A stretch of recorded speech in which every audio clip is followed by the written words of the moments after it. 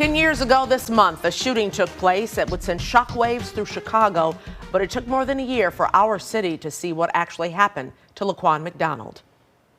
And investigative reporter Ben Bradley has this in-depth look at a cover-up, a crime, and the consequences that continue to unfold today.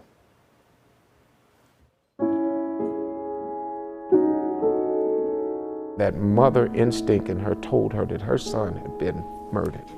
And she came through the very door that you walked through on a day just like this and convinced me that I could not allow them to get away with it.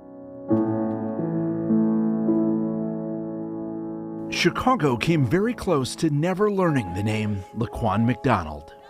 This could easily have never broken into public awareness. And in fact, I think that was the norm.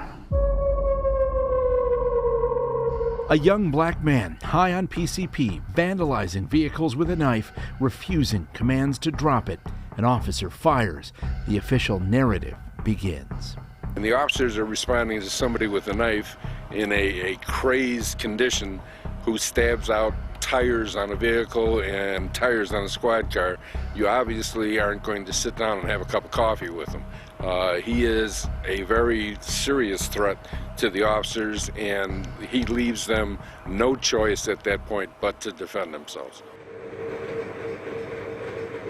In keeping with Chicago and the Chicago way, there was a system in play for incidents like this to be swept under the rug. Absolutely. But when we talk about a cover-up, you know, that suggests a departure from the norm. They know they did something wrong, they cover it up, they compound the harm, you know. And I actually think this was normal, standard operating procedure. This is the way it had always been handled. Jamie Kelvin wrote the first story challenging the police account. The initial tip came from someone within CPD. They think this was a person who, you know, like all of us, ultimately, when we saw the video, was horrified by what they saw. Other journalists followed Kelvin's lead. You called this an execution. Right.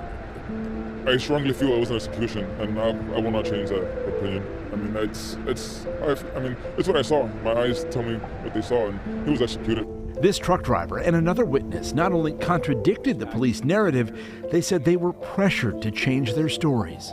I told them what I seen, and they denied it. They said that what they had on tape was different.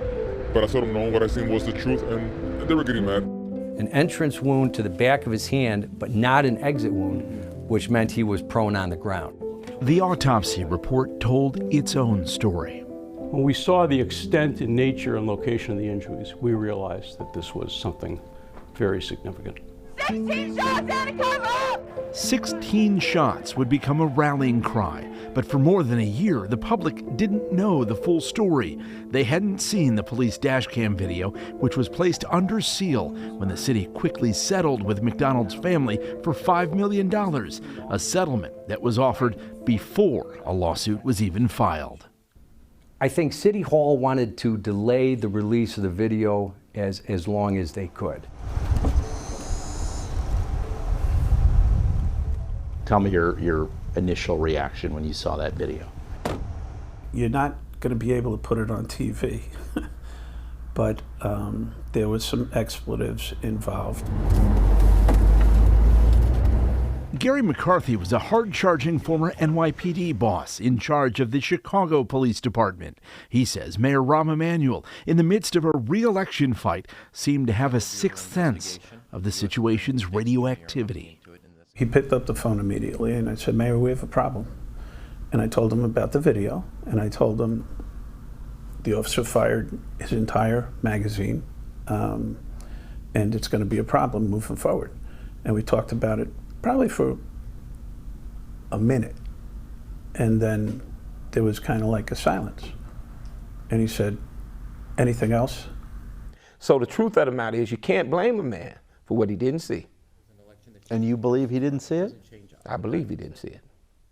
I believe it because he didn't have to see it, because he had great advisors telling him don't see it. For 13 months, the public never saw for themselves what unfolded that night. McDonald walking away from Officer Van Dyke when he opened fire. You have obviously an investigation, and you never would release a video while that investigation is going on. Then, in a single day, it all fell apart. A judge agreed with journalists the video should be released. Local prosecutors, who deferred to a federal investigation for a year, suddenly found their nerve to charge a Chicago cop with murder. You simply can't, on a case like this, can't make a split-second decision by watching the video one time and determine what occurred. Before Laquan McDonald, remember, nothing had ever happened to a police officer, white or black, for doing anything to a black person in the city of Chicago. The video was like the open casket of Emmett Till. It became a kind of window into a larger set of structural conditions that we've been living with, but somehow not seeing or acknowledging. The way it went down was a nightmare for us. I mean, it couldn't have happened in a worse and more prejudicial manner for us. The fact that, you know, the video was suppressed for so long, it created this bubble that was going to explode when it released. Dan Herbert represented Officer Jason Van Dyke at trial.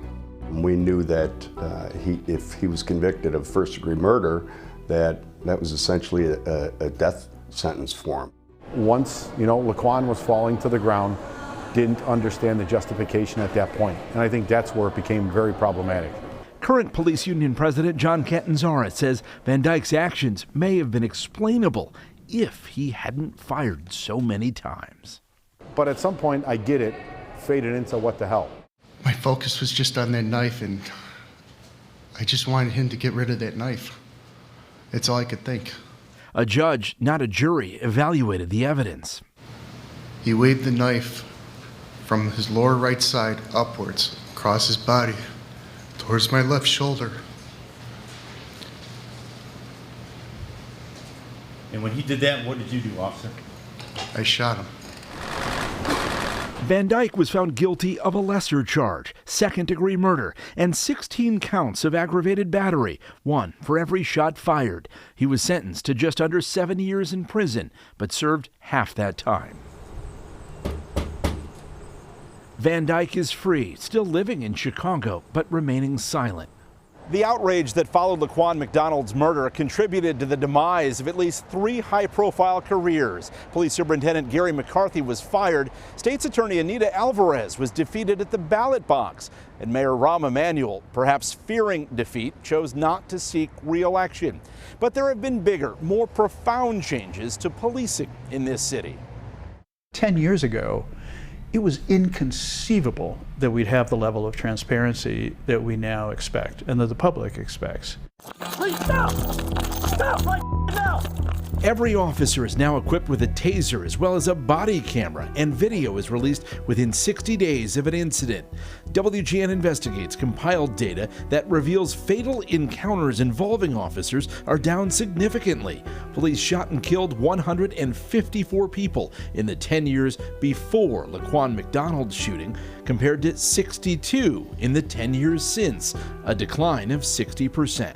There are now consequences like what Van Dyke went through, being charged with murder, going to prison, that should absolutely make an officer think twice about when they're going to use deadly force, and certainly if you're going to try to cover it up. Is the Chicago Police Department better today because of Laquan McDonald? I think the police department has a long way to go before me or anyone can say they're better. Several key players in the Laquan McDonald story declined our request for an interview, including former Officer Jason Van Dyke, former prosecutor Anita Alvarez, former Mayor Rahm Emanuel, and the former police union spokesman who gave that initial misleading account of the shooting. He said he just passed along what he was told. Ben Bradley, WGN Investigates.